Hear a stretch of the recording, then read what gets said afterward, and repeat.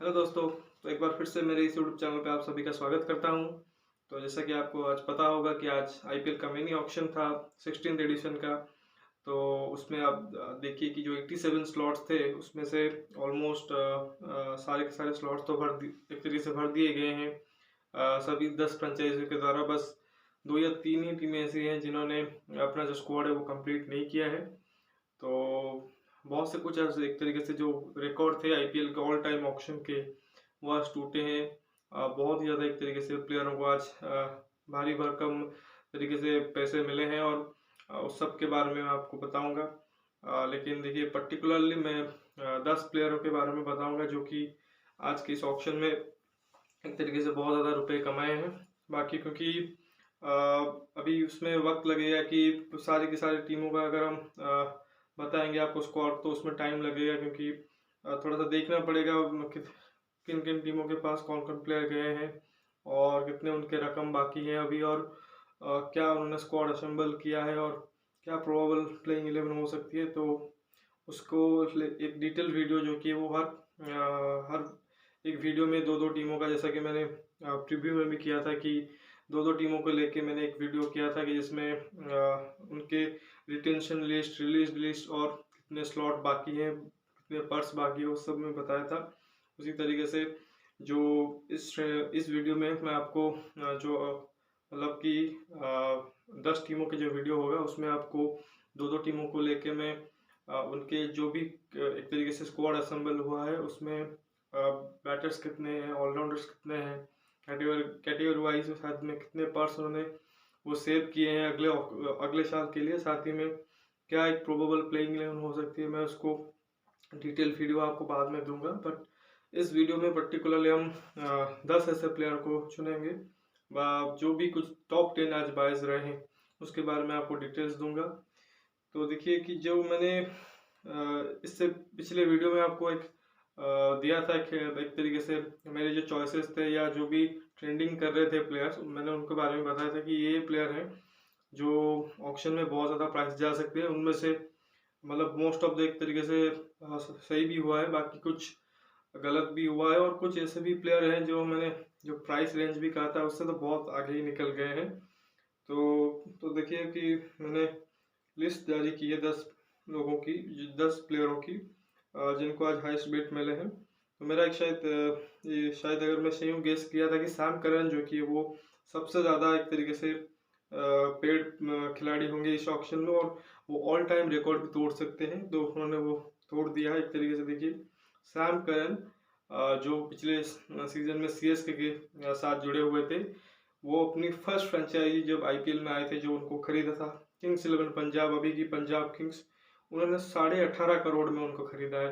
18.5 करोड़ जितना कि हमारे इंडियन जो प्लेयर्स हैं विराट कोहली या एमएस धोनी, रोहित शर्मा, उनको भी नहीं मिले हैं। उनको भी शायद मैक्सिमम 17 करोड़ तक मिलते हैं। वो 18.5 करोड़ में उनको खरीदा है। लास्ट जो वर्ल्ड कप अभी गया उसमें वो मैन ऑफ द टूर्नामेंट थे और उसी का उनको एक तरीके से फल मिला है।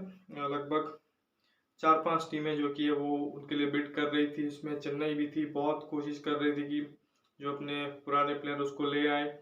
15-16 करोड़ तक भी वो गए, लेकिन पंजाब किंग्स जिनके पास 32 करोड़ थे उन्होंने मन बना लिया था कि सबसे पहले ये हमारे पास आए थे, हमने इनको छोड़ के गलत कर दिया था, अब इनको दोबारा से जाने नहीं देंगे, तो उनको उन्होंने ले लिया है। तो वो एक तरीके से नॉट जस्ट कि इस ऑक्शन में बल्कि ऑल टाइम ऑक्शन में उन्होंने एक तरीके से रिकॉर्ड किया है। बाकी दूसरे जो हाईएस्ट प्राइस टैग वाले प्लेयर वो रहे कैमरन ग्रीन। मैंने शायद बेन स्टोक्स बोला था कि वो होंगे, लेकिन सरप्राइजिंगली कैमरन ग्रीन है। हालांकि इनके पास बहुत ज़्यादा एक्सपीरियंस नहीं है, आईपीएल का बिल्कुल खेले नहीं है, टी20 इंटरनेशनल में भी अभी 7-8 मैचेस ही खेले हैं, लेकिन जो इनके पास जो उन्होंने एबिलिटी दिखाई थी विद द बैट, जो मतलब रेंज हिटिंग इन्होंने दिखाई थी, साथ में जो बॉलिंग ऑप्शन भी देते हैं, उसके चलते इनको थोड़ा सा सरप्राइजिंगली मुंबई इंडियंस ने उनको खरीदा है 17.5 करोड़ में। ये भी देखिए क्योंकि एक्सपेक्ट ये किया जा रहा था कि शायद सनराइजर्स हैदराबाद या पंजाब किंग्स इनको ले, क्योंकि इनके पास पैसा ज़्यादा था, लेकिन मुंबई जिनके पास 20 करोड़ के आसपास ही थे, इन्होंने उनको 17.5 करोड़ खर्च करके लिया है। अब मैं भी शायद जो कायरन पोलार्ड के जो रिप्लेसमेंट के तौर पर इनको देख रहे हैं, मे बी नंबर 5-6 पे इनको बैटिंग कराएंगे और थोड़ा सा एक या दो ओवर इनके साथ यूज़ कर सकते हैं। तो मतलब ये थोड़ा सा लग रहा है कि ज़्यादा पैसा दे दिया है, बट लेकिन गुड ऑप्शन है कैमरन ग्रीन का। और वानखेड़े पे अगर वो खेलते हैं तो वो पिच भी उनको सूट करेगा, छोटा सा बाउंड्री है, तो एक तरीके से वहाँ पे अच्छा ही करेंगे। तीसरे जो रहे वो रहे बेन स्टोक्स, सबसे हाईएस्ट बिडर, और इनको लिया है चेन्नई सुपर किंग्स ने, मतलब मेरी टीम में आ रहे हैं। देखिए सीएसके का भी जो इंटरेस्टिंग थी कि जैसे ऑक्शन शुरू हुआ तो हर एक प्लेयर के पीछे वो जा रहे थे। वो सबसे पहले वो गए थे सैम करन के पीछे, लेकिन वो नहीं उनको मिले। उसके बाद उन्होंने बेन स्टोक्स को जेसन होल्डर को ट्राई किया, बट वो भी नहीं मिले। लेकिन जब बेन स्टोक्स आए तो इन्होंने लेट एंट्री ली।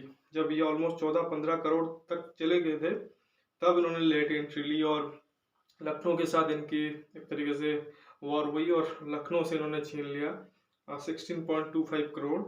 एक बार फिर से, मतलब इससे पहले भी बेन स्टोक्स 14 करोड़ में 12.5 करोड़ में गए हैं, राजस्थान में गए थे। इससे पहले 14 करोड़ में जब वो गए थे, 14 पॉइंट समथिंग में वो राइजिंग पुणे में गए थे, वहाँ पे MS धोनी भी थे उनके साथ। तो अगेन वो MS धोनी के पास ही आ रहे हैं, तो ये एक बहुत बड़ा एक तरीके से बाय कर सकते हैं CSK के लिए। और मैं भी CSK फ्यूचर में शायद एक कैप्टनसी कैंडिडेट के तौर पर भी उनको देख रही है। तो ये बेन स्टोक्स जो कि वो तीसरे प्लेयर थे। बाकी चौथे थोड़ा सा सरप्राइजिंगली थे निकोलस पूरन। हालांकि मैंने नाम बताया था कि ये भी बड़े प्राइस में जाएंगे, इनको भी फ्रेंचाइजी देखेंगे, लेकिन 16 करोड़ यार, बहुत ही ज़्यादा प्राइस दे दिया है। मतलब यही था कि क्योंकि लड़ाई इतनी हो रही थी, मतलब टीमों में 4-5 टीमें जब लड़ती हैं एक दूसरे के साथ एक प्लेयर को लेने में, तो ऑटोमेटिकली वो प्राइस राइज कर जाता है। तो 16 करोड़, मतलब इनके शायद इतना पैसा कभी उनको नहीं मिला होगा एक ऑक्शन में। इससे पहले शायद वो पिछले सीजन में शायद 10.75 करोड़ में गए थे, हैदराबाद ने लिया था। लेकिन इस बार वो लखनऊ में गए हैं, LSG। अब लखनऊ के पास में भी कुछ 22-23 करोड़ के आसपास बचे थे, तो इन्होंने 16 करोड़ जो कि इन्होंने दे दिए हैं निकोलस पूरन को। तो मैं भी एक इनको चाहिए मिडिल ऑर्डर बैटर, थोड़ा सा वहाँ पे अटैकिंग बैटर चाहिए, तो उस वजह से उन्होंने इनको लिया है। देखिए परफॉर्मेंस तो इनकी नहीं आई है, सीधी सी बात है कि IPL में एक तरीके से फेलियर ही रहे हैं। मतलब इम्पैक्ट रहा है strike rate wise, but run बने नहीं है उतने। लेकिन मे बी लखनऊ में अगर उनको एक परफेक्ट रोल दिया जाए मिडिल ऑर्डर में और लगातार कंटिन्यू किया जाए 14 मैच तक, हो सकता है ये उस फ्रेंचाइज के लिए एक तरीके से अच्छा कर दे। तो ये चौथे प्लेयर हैं। उसके अलावा एक और सरप्राइजिंगली हैरी ब्रूक को भी एक मतलब जितना एक्सपेक्टेड था उससे ज़्यादा ही एक तरीके से रकम मिले हैं। हैरी ब्रूक का नाम ही मैंने आपको बताया था, बट उनको 13.25 करोड़ मिले हैं। तो मैंने भी शायद ये सोचा था कि शायद 7-8 करोड़ तक ही जाए, लेकिन मतलब ऑलमोस्ट 13.5 करोड़ के आसपास वो गए हैं, और इनको लिया है सनराइजर्स हैदराबाद ने। तो ये शायद फर्स्ट राउंड में ही आ गए थे, और इनके पीछे भी राजस्थान रॉयल्स जा रही थी और हैदराबाद वो गए, और 13.25 करोड़ में ये गए। और एक यंग बैट्समैन है इंग्लैंड से आते, वंस अगेन सैम करन और बेन स्टोक्स के बाद ये तीसरे हाईएस्ट प्लेयर बने हैं इंग्लैंड से, और बहुत ज़्यादा एक तरीके से रकम वो लेके गए हैं। और जिस तरह की हैदराबाद की यूनिट है, उन्होंने सिर्फ ऑलमोस्ट आधी टीम को जाने दिया था। तो ये एडन मार्करम, ग्लेन फिलिप्स के साथ इजीली वहाँ पे मिडिल ऑर्डर में फिट हो जाएंगे, और स्पिन बढ़िया खेलते हैं। तो मतलब ये तो स्टार्टिंग 11 का हिस्सा रहेंगे। तो देखते हैं कि SRH इनको किस तरह से यूज़ करती है। इसके अलावा जो हमारे इंडियन ओपनर का नाम मैंने कहा था कि मयंक अग्रवाल, अगेन मतलब along the expected line 8.25 CR, तो जितना मैंने प्रेडिक्ट किया था उसी के आसपास ही गए हैं। तो हालांकि जब इनको SRH के जो ओनर को इनको इजीली मिल गई, शायद उनका मानना था कि वो एक्सपेक्ट कर रहे थे कि शायद 12-14 करोड़ तक जा सकते हैं। लेकिन अगेन हैरी ब्रूक को लिया, और उसके बाद ही मयंक अग्रवाल को भी SRH ने ले लिया है। और हालांकि इसके लिए उनको CSK के साथ भी भिड़ना पड़ा, क्योंकि CSK डेस्परेटली इनको चाहती थी, मयंक अग्रवाल को लेना चाहते थे। लेकिन अगेन हैदराबाद के पास क्योंकि एक ह्यूज अमाउंट ऑफ पर्स था, तो उसको उन्होंने यूटिलाइज करके मयंक को भी ले लिया है। तो मे बी आज कैप्टन तो डेफिनेटली उनको देख रहे होंगे, उनको कैप्टन चाहिए, तो मयंक अग्रवाल को आज कैप्टन और ओपनर भी देख रहे होंगे। थोड़ा सा सरप्राइजिंग ये था कि SRH जो कि ना तो सैम करन, बेन स्टोक्स या चाहे वो कैमरन ग्रीन या जेसन होल्डर, जितने ऑलराउंडर्स थे उनमें से किसी को नहीं ले पाई। तो वो थोड़ा सा सरप्राइजिंग था कि इतना बड़ा पर्स होने के बावजूद वो कोई भी ऑलराउंडर नहीं ले पाया। लेकिन मे भी शायद वो बल्लेबाजों की तरफ ज़्यादा प्रेफर कर रहे थे, तो शायद उस वजह से उन्होंने जो कि मयंक और ब्रुक को बहुत बड़े प्राइस में लिया। बाकी एक और जो इस लिस्ट में 7वां नाम है वो है इंडियन अनकैप्ड गेंदबाज शिवम मावी। अब ये KKR में थे और इनको KKR ने रिलीज कर दिया था, तो इस बार उनको गुजरात टाइटंस ने 6 करोड़ में अपने टीम में शामिल कर लिया है। शिवम मावी आपको याद होगा कि बहुत अच्छे गेंदबाज हैं, KKR की तरफ से खेले हैं, अंडर 19 टीम में भी ये रिप्रेजेंट कर चुके हैं।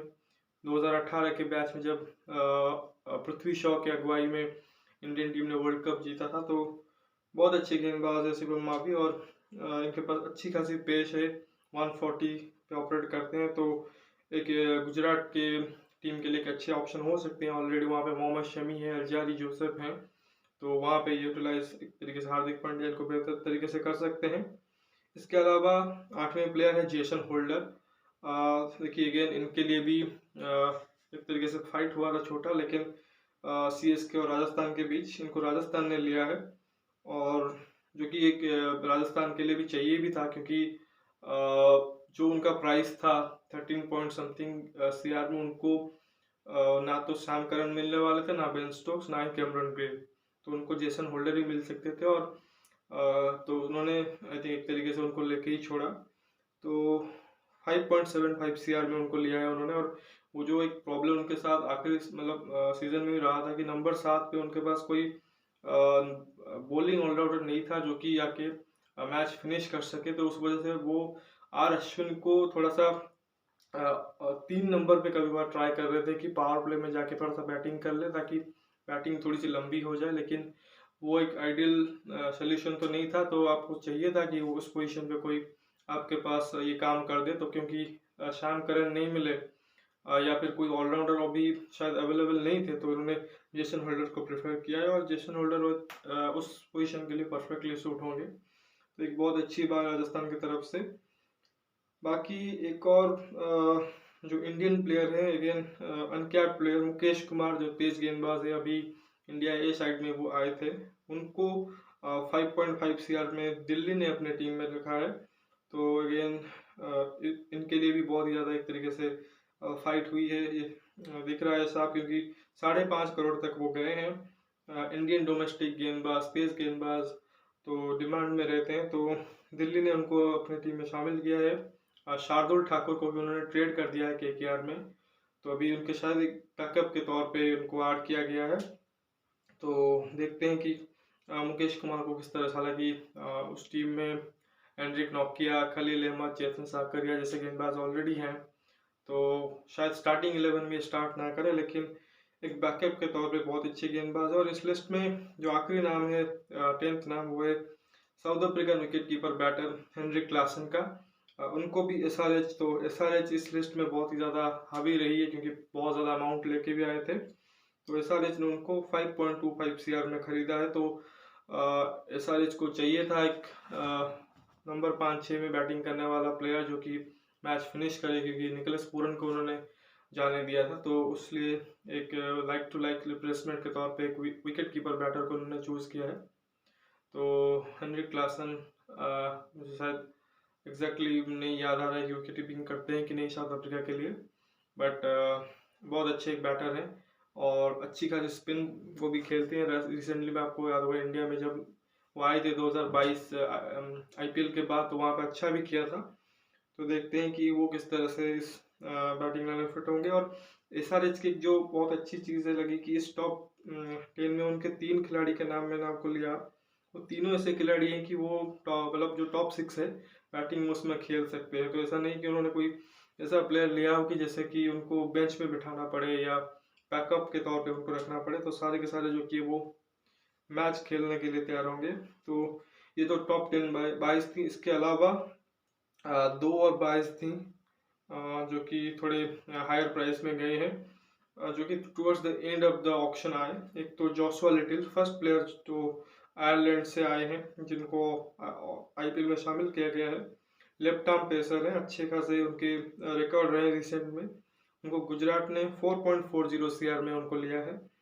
तो एक तरीके से देखिए 4.5 करोड़ के आसपास उनको जोशुआ लिटिल ने लिया है। हालांकि उस टीम में ऑलरेडी यश दयाल हैं, left arm seamer, Pradeep Sangwan भी हैं, लेकिन एक और उन्होंने ऑप्शन वहां पे ऐड कर दिया है जो कि बहुत अच्छे एक यंग टैलेंट है। इसके अलावा Rilee Rossouw, South African top order batsman को दिल्ली कैपिटल्स ने अपने टीम में 4.60 सीआर में उनको लिया है। तो मतलब ये एक तरीके से शायद एक बैकअप के तौर पे वार्नर या मिच मार्श के बैकअप के तौर पर उनको देख रहे हैं। तो ये कुछ रही हैं आज के ऑक्शन के टॉप 22। इसके अलावा मैंने जो 10 की लिस्ट उस दिन मैंने प्रेडिक्ट किया था, उसमें से 2-3 नाम ऐसे रहे हैं जो कि बेस प्राइस पे ही या उसी के आसपास गए हैं। मैंने एडम जाम्पा का नाम लिया था जो कि शायद बड़े प्राइस पे जा सकते थे, लेकिन बेस प्राइस 1.5 सीआर में ही वो गए हैं। उनको राजस्थान ने लिया है टुवर्ड्स द एंड। उनके पास अभी यूजी चहल है, अश्विन भी है, ऊपर उन्होंने एडम जाम्पा को आउट कर दिया है। तो अपनी बॉलिंग को और ज़्यादा उन्होंने एक तरीके से स्ट्रेंथन किया है। बाकी एक और नाम था सिकंदर रजा का भी, जिम्बाब्वे के प्लेयर, वो भी ऑक्शन में खरीदे गए हैं, सनी अनसोल्ड गए हैं, खरीदे गए हैं, लेकिन बेस प्राइस पे 50 लाख पे उनको पंजाब किंग्स ने अपने टीम में शामिल किया है। तो मतलब एक तरीके से वो एक बहुत ही अच्छा बाय कहेंगे, क्योंकि क्वालिटी ऑलराउंडर है। और अगर आपको 4-5 करोड़ में ना मिलके सिर्फ 50 लाख बेस प्राइस पे मिल जाए तो बहुत ही बड़ी अच्छी मतलब एक अच्छी बात है। बाकी एक जो नाम था Narayan Jagadeesan, again domestic circuit से अच्छे प्लेयर, अच्छे फॉर्म में थे, लेकिन अगेन उनको बहुत ज़्यादा प्राइस नहीं मिला है। 90 लाख में उनको केकेआर ने खरीदा है। तो एक बहुत अच्छी एक तरीके से वो भी बाय है। तो ये 3 ऐसे नाम थे कि आपको कम प्राइस में अच्छे प्लेयर मिल गए हैं।